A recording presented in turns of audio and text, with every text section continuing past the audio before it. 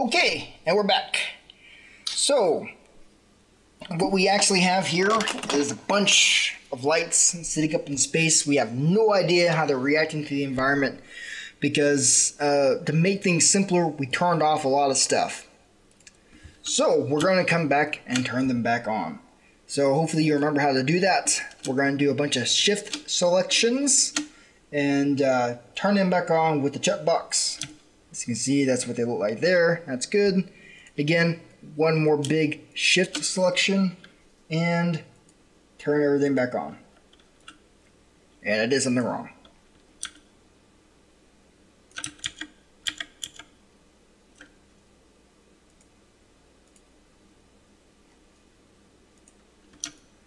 Looks like I might have deleted something I was not supposed to. Looks like there's some broken walls here.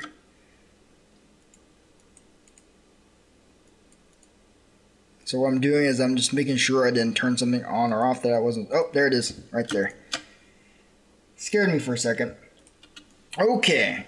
Okay. So we got everything in. It's looking like it should. We have lights in. Now the interesting part is, it looks like they're not really doing their job. Oh, probably should turn them on. There it is. This is a little button here. It turns lights on and off. And sometimes I turn it off because I'm doing what we call light baking. And sometimes we just kind of need that. So anyways, got this in. Turn this button on to see our lights. So right now you can see how the sunlight's affecting everything. Got some really nice shadows. You should understand how that's working from the direct light. Actually, it's so much of a direct light that again that we should call it what? Sunlight. Now the difference between this one and an ambient light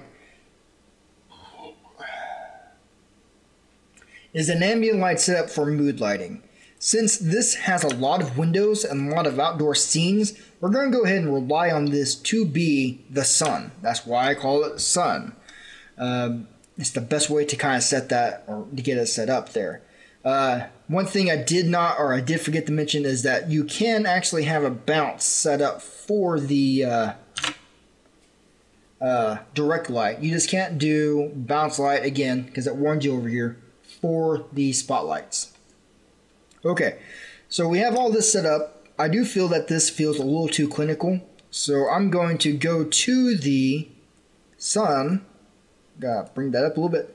I'm gonna go to the sun, and I'm just gonna warm it up a little bit because I prefer those nice oranges from wherever. Again, if you want to do like different scenes, CSI Miami, The Matrix, I think is about right there is where The Matrix is at. You can do some weird sepia tones if you wanted this to be like a Wes Anderson movie. There's all types of setting that you can do. It all comes from your main directional light. But in this case, I just want a normal sunlight. I just wanted it to be a little bit more warm because I just grabbed that there. And you can see already we don't have some of these really stark whites here, and we really don't want those. As you can see, we do have these other spots in here, and they're not really doing too much. And so what we're going to do is we're just going to select one. So we're going to select this one here. Actually, you know what? Before we go too much further, I'm going to position the camera so we can see the scene a little bit better. I'm going to do this side by side because when I like to do comparisons. And I'm going to close this tab because I don't need it. And then I'm going to give 50% to each one. I'm going to select the camera, find it real quick. And then what I'm going to do is I like that room I was in where all the sunlight and all the chair and the coffee tables were at. I think it looks pretty cool. So what I'm going to do is I'm going to set up my scene for that. And that's what we call the money shot, really. Depending on where you're at, that means different things. But you can't tell old businessmen otherwise because those are the architects that you're mostly working with. So we're going to come over here, hit this, and up. If you notice that we got some really weird things happening there, but we'll figure out what that is in a minute. So anyways, I'm just kind of arcing it down, taking a look at it. We just want to kind of give it a 50-50. Again, this is just how I prefer to do it. you can actually have it set up any which way you want. Okay, so I got some lights in here. Looks like I have some lights fighting for superiority. So what I'm going to do for right now, since we're on a PC and not on an Android machine, I'm going to select these lights up in here. And then what I'm going to do is I'm going to change the quality of it. No, it looks like I can't change the quality. We'll figure that part out later. But right now I think the lights here are fighting for competition. Because 50 lights is technically quite a bit. We'll talk more about that later. So I'm going to make some adjustments, because right now, if this was an actual scene in a home, these spotlights wouldn't be doing its job. So what I'm going to do from here is I'm actually going to change the spot angle, make them wider, and then I'm probably going to bump up the intensity just a tad, and then add some warm incandescent bulb light. So we got that. You got the intensity. Don't worry about bounces. We do want shadows, and just like what we said in the previous tutorials, soft shadows.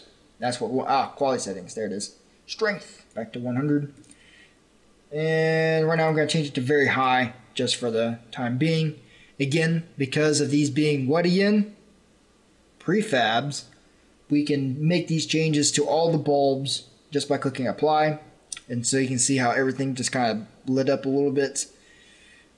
Looks like we just have almost way too many lights in this one scene. It could be causing problems. We could also be having problems with some of the other items, like they might be too far up into the hole. So that's just something you want to kind of be careful with.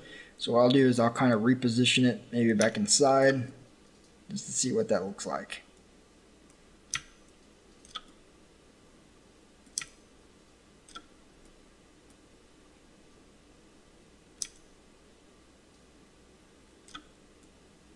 And that's pretty much it.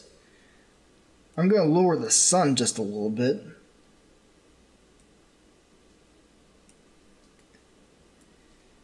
And so we have these nice soft lights in here. I do find it kind of strange that looks like we're missing a light over there. So again, just Control or Command D and then move it over. And we're going to be careful.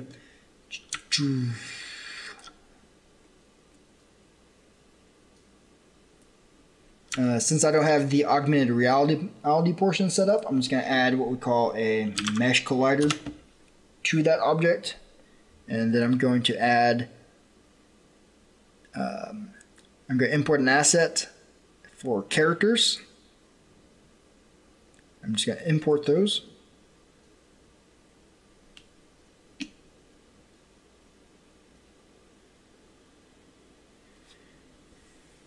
And I just want to check on a couple of issues that might arise, because technically, because of this being in such an open outdoor scene, we don't have to do a whole lot with the lights. Right now, most, if not all, the heavy lifting is being done by our giant, magnificent sunlight that's out there. So anyways, standard assets, characters, third-person controller, a prefab. I'm going to throw in this third-person controller here, and then I'm going to hit play.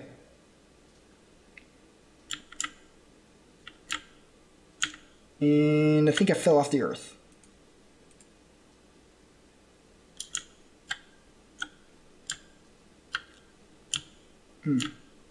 Yeah, it's not as bad. And because I don't have a floor out there, you just kind of saw him die. Yeah, okay, that's pretty good.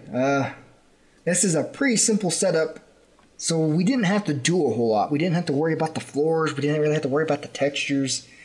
And really, if you want better textures, you're going to have to add more maps. And that's kind of outside the scope of this project here. So that's pretty much it. I'll probably walk us through how to bake the lights in this, just so we can. But other than that, you saw how easy it was to get the lights in, how to duplicate them, and how to make changes to all of them at one time. But again, since the majority of the heavy lifting here is done by the sunlight because of all of these giant open windows. There's not a whole lot we have to do here. I guess what I could do is turn it into night and try lighting it from there and see what that looks like. You know what? I think I will. Alright, so I'm going to sign off here, and we're going to take a look and see what we need to do for a night scene. Alright, thanks.